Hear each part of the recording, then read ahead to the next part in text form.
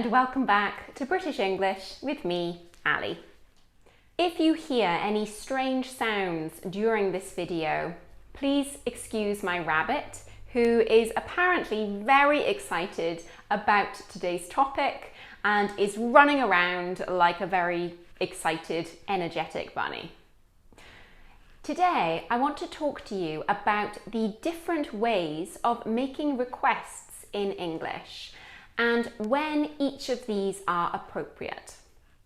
British people, much like Japanese, do prioritize politeness, and so I want to teach you this today so that you can feel confident when speaking English to make requests and still sound polite.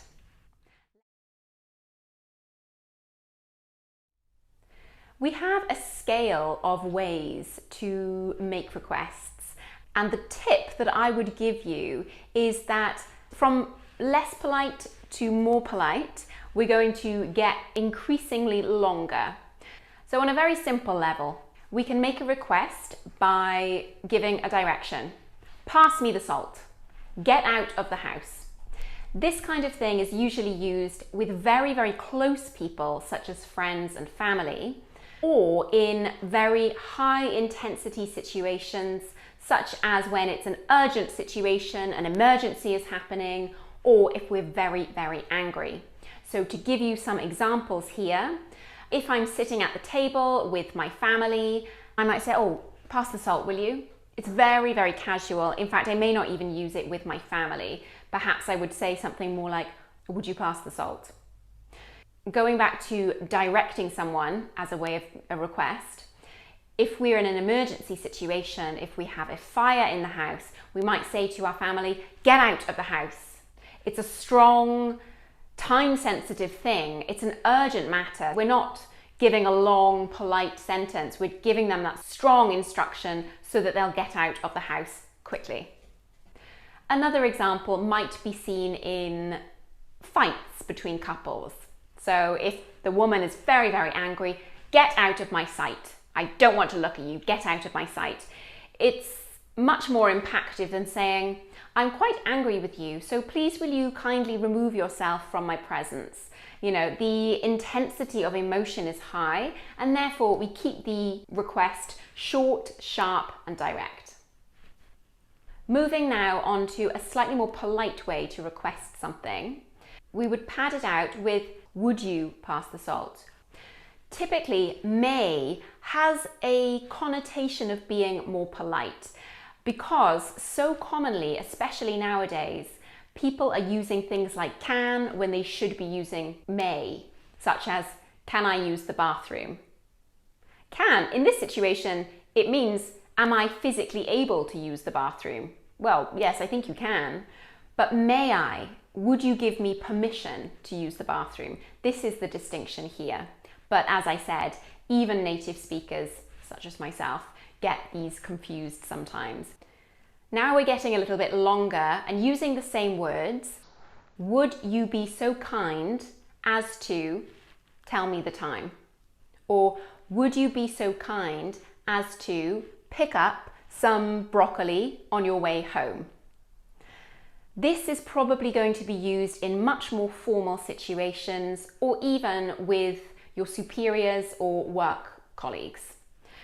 I can't say in my YouTube collaborations or in my daily life I use this kind of phrase. I would say this is definitely reserved for far more formal situations, to the point now that it doesn't sound quite so natural. If you're not sure, you can pad out your sentence more by saying, sorry to trouble you, or sorry to bother you. Would you mind telling me the time? Remember, if you say, would you mind, we're going to use an ing form of the verb. Would you mind telling me the time? Would you mind passing me the salt? Would you mind picking up some broccoli on your way home? Something that British absolutely love to do is apologise unnecessarily.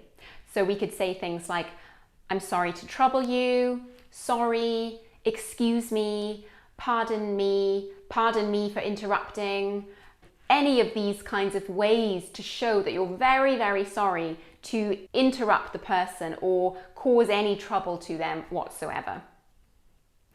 Another thing we could say in slightly more loose, casual conversation, whilst trying to remain polite, could be to suggest something rather than request. You might be with your friend and say, "Whew, it's a bit hot in here, isn't it? Shall we turn the aircon on?" If you were at their house, for example, it might be rude to say, "Put the aircon on, I'm hot."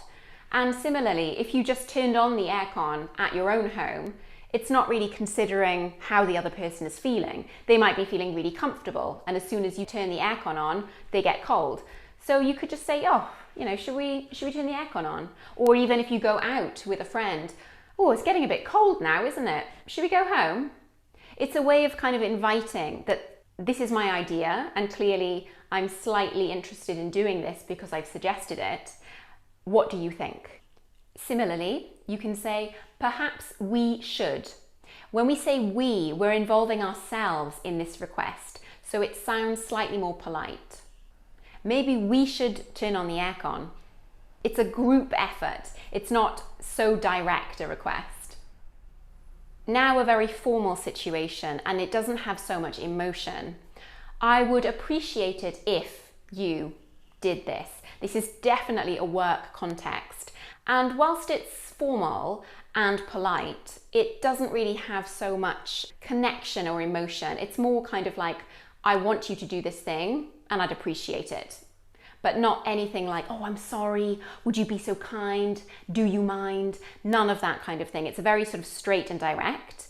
This might be, for example, "If you send me the invoice by Friday, I'd appreciate it." Well, thank you so much for watching this video today. I hope that it was informative. Please do ask questions in the comment section below, because I know this can be quite a challenge. If you have a context where you want to make a request, but you're not sure how, please share and let's help each other. Thank you so much once again, and until next time.